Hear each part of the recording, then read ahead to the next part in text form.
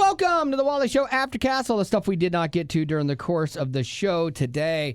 Automation has become such a big part of our lives. We try to, automate everything. And I think it's because we want to all live in that future life and we all want an assistant, but we can't afford one. So when you get digital assistants and things like that, you feel all bougie. And so then you've got places like China that are messing around with driverless cars. And so kind of like Ubers, but they don't have drivers. It's all controlled by robots. Computer. Yeah. And so there was a driverless car that hit a person crossing against the light in China. So it was a ride-hailing car. It hit a pedestrian. And people on social media in China are taking the car maker's side because the person was crossing against the light. Oh. But see, this is the difference in culture. Chinese people are very regimented and they are very for the rules because their whole life is about rules. The government controls so many things. So it's just natural. I think it's part of their culture too. It's become we follow rules. And other places outside of the US, like in France, we were in France at the Eiffel Tower years ago. And it's so low and these metal bars and they don't have any cushion on them. And it just signed, watch your head, watch your head. And I remember talking to my brother-in-law who lived there, and I'm like, I can't believe they don't get sued. And he's like, it's not a litigious society like that. They figure the Eiffel Tower's been here longer than you, so you need to watch your head. Mm-hmm. And I think it's the same way in China with this. It's like, they're like, look, these are the rules. You should not have been crossing against the light. What happens at that point. But our society is like, we are bent on personal freedom, and I should be allowed to cross the street however I want to, and I shouldn't be in danger, and I'm going to sue this company, and maybe that's why China gets so far ahead of us in product stuff, because I think they're less concerned with getting sued. Well, or do they have just a lack of respect for human life? Maybe that, but I think it more is just the culture of rules. Had that person not broken the rules and the car hit them, I think they would have been outraged. But the person was in the wrong place where they shouldn't have been, and you got hit. Just way it goes. It reminds me of a story I read yesterday about a car actually in the U.S. and it was it was in the middle of a construction zone. No one was inside. It was a computer car, but it was going down the wrong way in a construction zone. And so a cop pulled it over, realized, oh, this is a computer car. So the window rolls down, which I guess the car knows to do that. I don't know, so weird.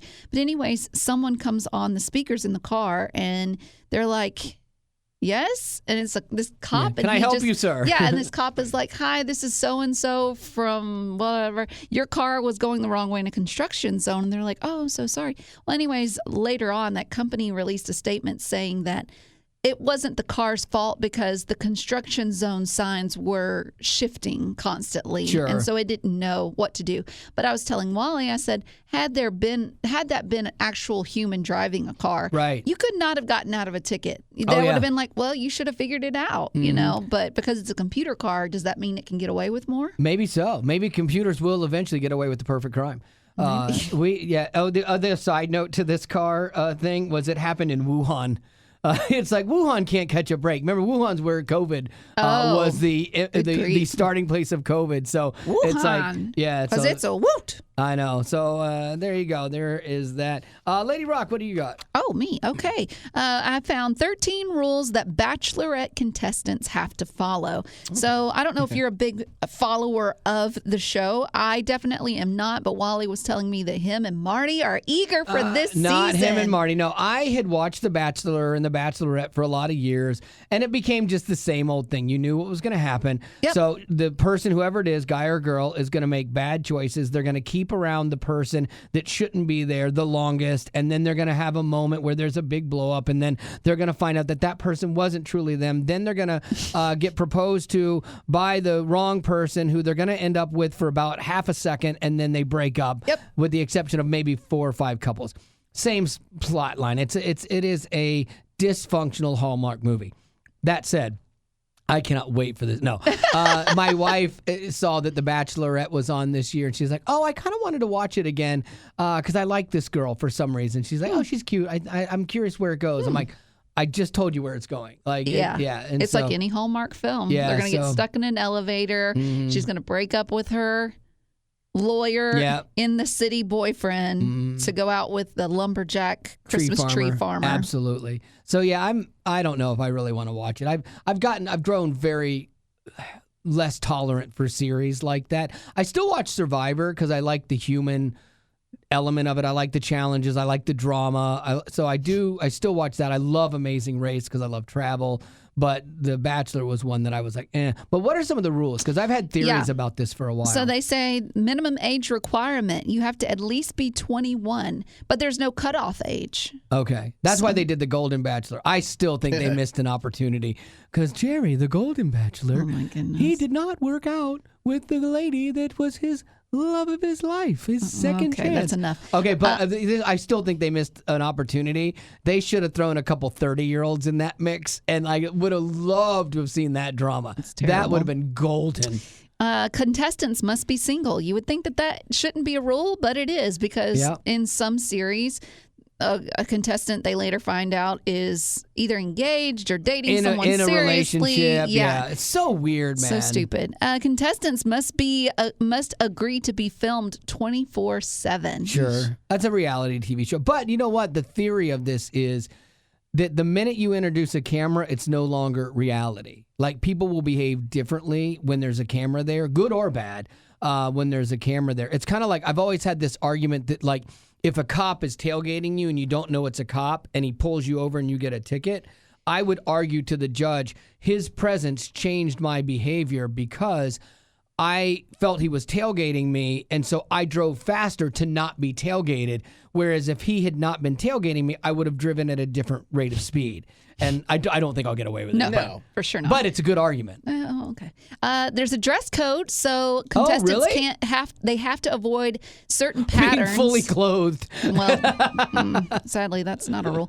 They have to avoid certain patterns that'll clash on camera, like stripes, small checkers, That makes and sense. big patterns. Yeah, because it solid messes with the whites. camera focuses, and then it does this weird sketchy thing. They claim that they have to be okay with having no cell phones and no internet, but I find that very hard to believe. I think they do sequester them. I really do. I think they try to keep them as locked out as possible. Yeah, but to some degree, I mean... I'm sneaking a burner phone in. Of course you would. Contestants don't normally eat on dates, so producers will actually send food to their rooms before the date so they're not hungry and they don't eat the food that's put in front of them. That's fascinating. That's a good producer move, too, because if you're trying to edit and people are eating and they're not talking... and the crunching. And they're trying to talk in between bites, that makes total sense. I'm curious if they go to the length where the producers will come in as the people are talking and then go, okay, cut for a minute, take some of the food off the plate. Maybe. And then, okay, restart. I would love to know that trick, if that's a thing, to make it look like they're eating. Yeah, because if you watch the show, you notice they never eat the food. It's kind of weird. I know. Now I want to watch it to see some of this Very stuff. wasteful. And then the last one, contestants have to endure long rose ceremonies. Yes. So I guess they have to film it for a lot of hours, which I've seen from series in the past where it was like it started off with the sun shining and then later on it's like it's completely dark. The first one goes all night. The first cocktail Why? party, because he or she has just met 20-something people, and they try to spend time with all of them, and it takes long to shoot it in different locations and all this stuff inside of the place. And so it's a long process, and you watch people, you see them get more haggard as the night goes on, and they literally will be sending people home, and the sun is just coming back up again most times. That is rough. Yeah, and the crew has to shoot that, but they're all on double time, so they don't care. Yeah. I always think about on these shows the crews that are following. Like, I'm watching this one called Adventure Race New Zealand or whatever. And so you've got these people that are hiking all these, massive hikes up these mountains and then these cool water things. And you got a camera guy that's doing the exact same thing as him. No one's filming him. No, and he's carrying a bunch of weight and he's having to get a shot. I've thought about that with Deadliest Catch. Yeah. So, there's many times where they're in a bad storm and even the people that are on the boat, they can't stand up straight or they're getting motion sickness or whatever. But then you've got a camera guy who doesn't even have arms or hands to grasp onto anything because he's got this expensive equipment that he's having to hold on to and not ruin. Yeah, those guys have a hard job. And if you a lot of times you don't know how seasick you'll get till you're seasick. And on those boats, because it's waves you've never seen before. Yeah, I think people that have never experienced seasickness, where they're like, I've been on a boat before. I think even you would get seasick, being on a boat like that. I could definitely see, like, I don't typically get seasick. I've gotten a little nauseous before in big waves, but not bad. But these are 30-foot waves. Yeah, they're huge. There's no way I think for the first time I would not get sick. I 100% would get sick. I watched a Dirty Jobs episode once where Mike Rowe was on one of those boats, and he got super sick. Did he? Yeah. Super sick. Yeah, I don't see how you get on those like the first time. I think for most people, if you do it all the time, you do get used to it. Some people never will. Like your equilibrium never gets used to it, and you always get sick. Yeah. I got a friend that won't cruise, and her family wants to do a cruise, but she's so afraid of getting seasick. I'm like, wait, you've done a cruise before. She's like, I know, but I got lucky. I think I'll get sick. Yeah. I got lucky. She had the bands, had the medicine on. Well, then just do the same thing. Yeah, I'm like, come on. It's worth it. Yeah. Oh, it's definitely worth it. Yeah, and those big ships are pretty good, unless you had a really bad storm.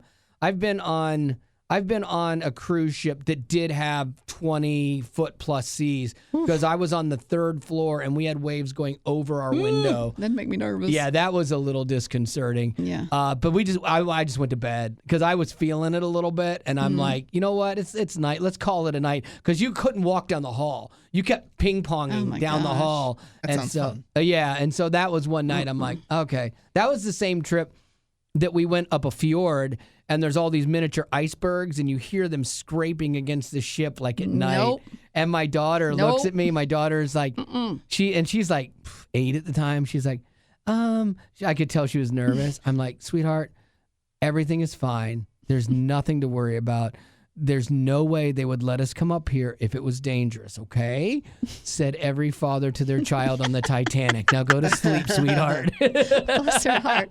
And you said she has trauma. Yeah, I don't know She why. sees a counselor. I just tried to be honest with her. I think that's a word. responsible thing as a parent. All right, what birthdays do you have, Lady We Rose? don't have any birthdays, All but right. if you would like, we could get a question in. No, we're good. We're good today. Okay. We need to end this thing. We have a meeting we got to go to. So with that being said, that's it. And thanks for being a potty. We'll do this tomorrow. Growing up in poverty has never been easy for children, but with the added challenges of the pandemic, conflict, and natural disasters, families around the world are facing an unprecedented food crisis. Unfortunately, those who are already hungry are now even more desperate.